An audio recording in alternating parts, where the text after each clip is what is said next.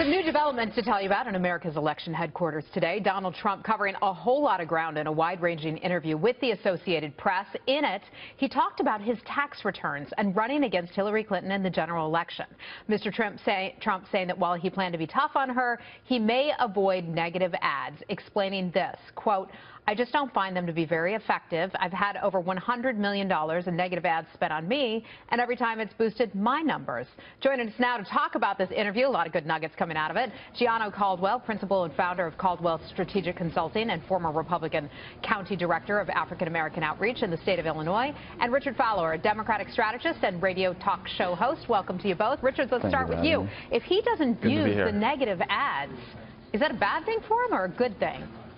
Well, I think it's actually a really good thing. If you look at some of the battleground states, for example, in the last election in Florida, all you saw was negative ad on top of negative ad on top of negative ad. And what ends up happening is the message completely gets muddied. And because the message gets muddied, you won't have a chance to say, make America great again. It'll be a whole bunch of mud and nothing gets done about it, which is why negative advertising in this post-Citizens United world is not the best use of money or capital. But Gianno, the conventional wisdom in politics has long been negative ads work.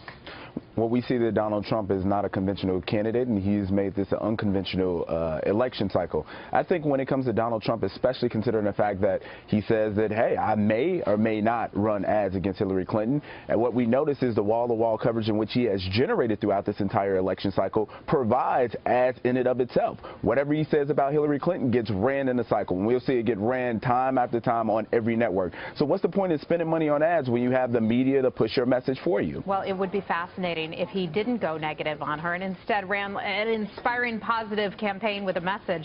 That would be something pretty new in elections. I want to talk about his taxes, and he has said, he told the Associated Press that he really saw no reason to release them, saying, quote, "There's nothing to learn from them." A lot of folks want to see his taxes. Mitt Romney last time around released them in January of 2012, many months before the convention. Richard, what do you think of that decision or that statement on his part?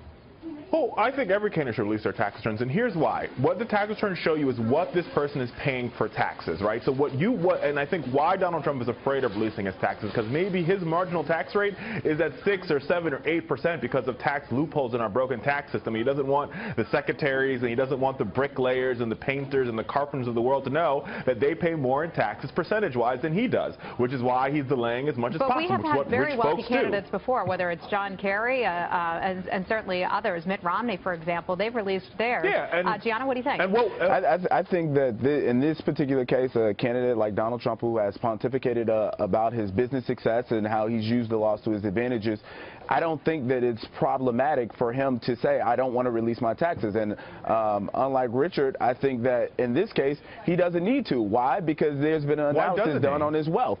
He presented when he announced that here's my wealth. Why not release your tax returns, Gianno? Because, again, he provided information showing what his wealth was like. If I may say this, Richard, I would think, though, at some point he would almost have to.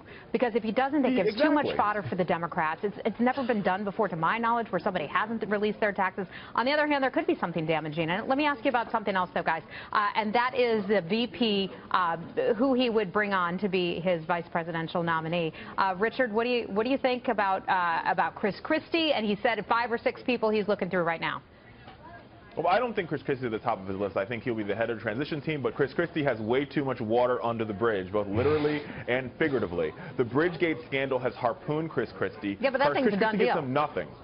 Yeah, but it gives him nothing. He won't win New Jersey as a state. So he's going to have to find a candidate that's going to give him a chance to win a state, right? So Joan C. Ernst, a senator from Iowa, is a good pick.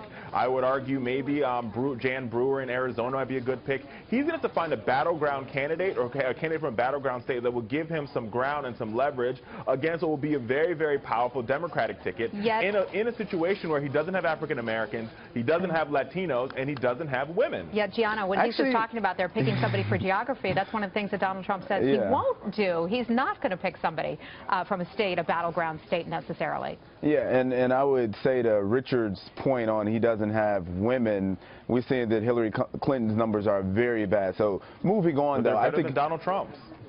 Richard, have you been around open cans of paint? Because that was a delusional statement. I'm just being honest. That was very delusional. I was talking about the ORC Wall Street Journal poll, but okay. All right, guys, we're gonna have to leave it there. Richard Fowler and Gianno Caldwell, great to have you here. Thanks so much for joining us today.